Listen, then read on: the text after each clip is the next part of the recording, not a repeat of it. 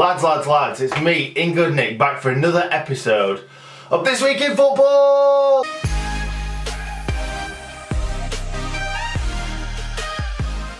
So again, thank you very much for the support on this series. You guys obviously enjoy watching it. I love making this video, so let's just keep it going, shall we? Before we get into it, if you're new to the channel, do not forget to subscribe down below. I've also put the links to my Facebook and Twitter in the description, so go and follow me on both those two platforms. And let's get into it. It might seem like not a great deal's happened this week, but I've got lots of content, trust me. So this week, Real Madrid lost to PSG in the Champions League, and Ronaldo was his very humble self as always, as he claimed he stood out in the match. Now I don't know about you guys, but I have never heard a professional footballer say he stood out in the game. Normally it's, yeah, I did well. Yeah, I might have scored 10 goals, but it's all about the team. If it weren't for the team, I would have scored 10 goals. I know I took on 25 players, but it was that pass from the goalkeeper that really made the goal. So why did Ronaldo stand out, I hear you say? Is it because of the daft blonde highlights he's got in his hair? Is it because he takes his shirt off every single time he scores a very unimportant goal? CRISTIANO Ronaldo.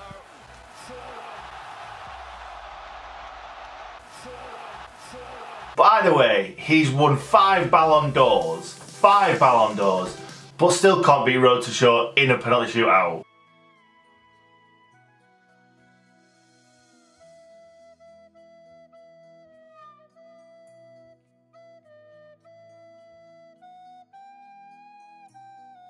You wouldn't see Messi losing a penalty shootout to Road to Shore, would you really? Damn, the Ronaldo fanboys are going to go mental about that one. Right, so now I'm going to move on from upsetting the Ronaldo fanboys to upsetting the Man United fanboys. My like to dislike ratio on this video is probably going to be about even, to be fair. So Man United played Newcastle and it didn't really go to plan.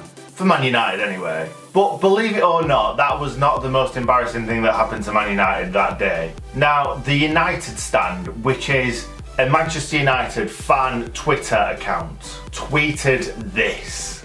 Those criticising Sanchez's miss. The wind was about 11 miles per hour to the right of the goal. The ball was also behind his kicking leg with a spin of right to left, meaning any connection was impossible. The angle was also near impossible. A lot of impossibles here. And this is the best bit. The grass wetness also made it difficult to hit.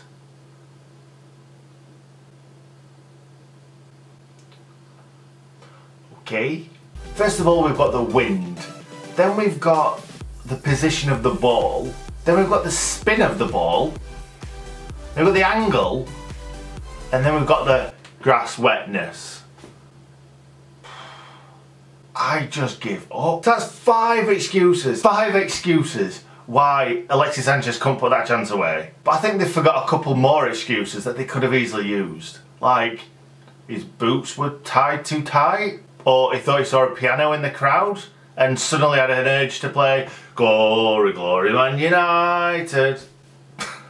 But let's just all agree, lads, that the reason why he missed that is because he definitely got distracted by a £20 note on the floor.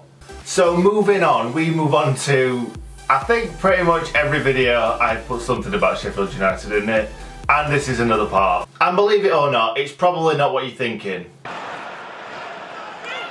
the best of headers from Kane! Oh, it's a sensational goal! And he turns the derby tide back in Sheffield United's favour.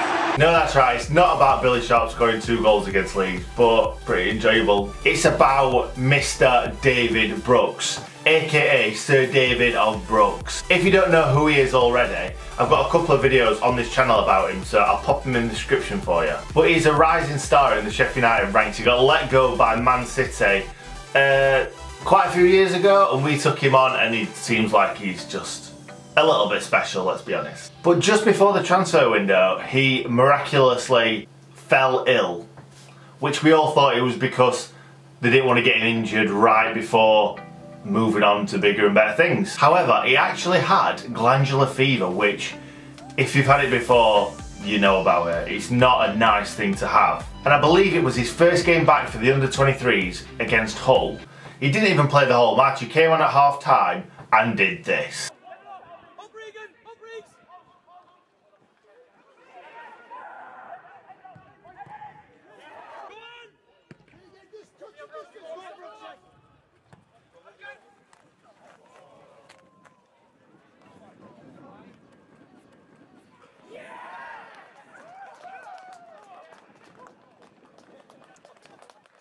I know, it does look a bit special to be perfectly honest, even though it looks like he should be on his way to period 3 geography.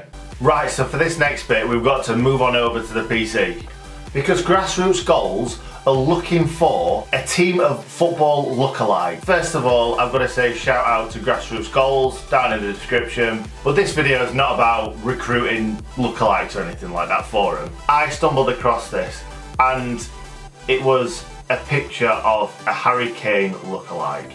You might have already seen it in the thumbnail. He calls himself Chubby Harry Kane and he's absolutely epic. How good is that? Look at him! Look at him!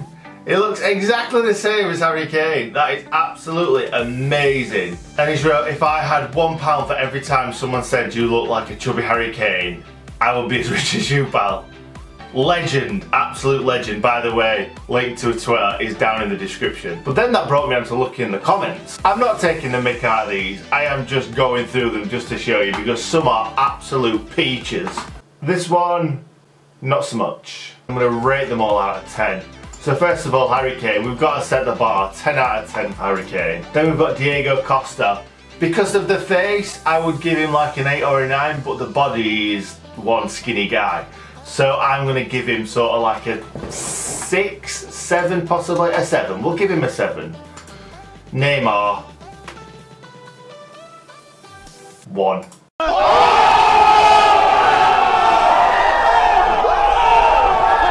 Jurgen Klopp, seriously, because he's got glasses and similar sort of haircut. We'll give him a 5. Then we move on to this one and this is just racist. He looks nothing like him except for he's Asian. I'm going to give that a 2 because just not right, is it? Then we move on to this one. I think this one's pretty damn good because look at like the jawline and his eye. Everything's pretty much bang on. I'm going to give that an 8 out of 10. That's brilliant, that. Then we move on to Luke Shaw. That is pretty damn good, that. I'm going to give that a 7. Wow, wow, that is extraordinary. Don't get me wrong, it's not exactly alike, but it's difficult to find someone that looks like Ozil, or that much like Ozil anyway. I'm going to give that a 9, a strong 9, that. Wow. Is that not Ibra? Is that actually not Ibra, dressed up as Mrs. Doubtfire or something? That is I'm going to give that a 9. Maybe even a 10. If I saw him without his hair on, it'd probably be a 10. Oh wow, now that is Neymar. Can someone confirm that that is exactly Neymar? We're going to give him a 9.5 for that. Oh my god, we're going to leave it at this one. That is weird. Now, don't get me wrong, one's white, one's black, but look at the head, look at the eyes. I think that's not bad, that, to be fair. I would have to give that a 7. So anyway, enough of the lookalikes. That is too many lookalikes for one day. And finally we're going to move on to a massive sad note, because the ex-Tottenham and Hull midfielder Ryan Mason this week has had to retire at the age of 26. If you don't know about it already, it was a match between Hull City when they were in the Premiership and Chelsea. Ryan Mason and Gary Cahill jumped up for a header, clashed heads. Ryan Mason went to the deck. Ryan Mason got stretchered off, straight to hospital. Turned out he needed surgery and he's never recovered from it since. He tried and tried and tried to get back into football, but it's just too much of a risk to take. And it's a real shame to lose a very talented footballer, but there's more to life than football. Mauricio Pochettino has already held out an olive branch so that he can come in and do a bit of coaching at Tottenham, which is absolutely brilliant. I just want to wish Ryan good luck in the future, because it's going to be a massive change going from being a full-time footballer to whatever else, because he obviously assumed that he'd probably be in football for another 8-10 years, earning quite a good living. So anyway, thank you for watching This Week in Football. I'm going to leave you with a Ryan Mason compilation. So here you are, lads. Hope you enjoy and stay in good nick. I have to thank the chairman and the medical team and absolutely everyone at the club, everyone associated with the club, because it was a very, very difficult time in my life. Yeah, obviously it's a sad day because it's something I'm stopped doing what I love, and that's the reality of it.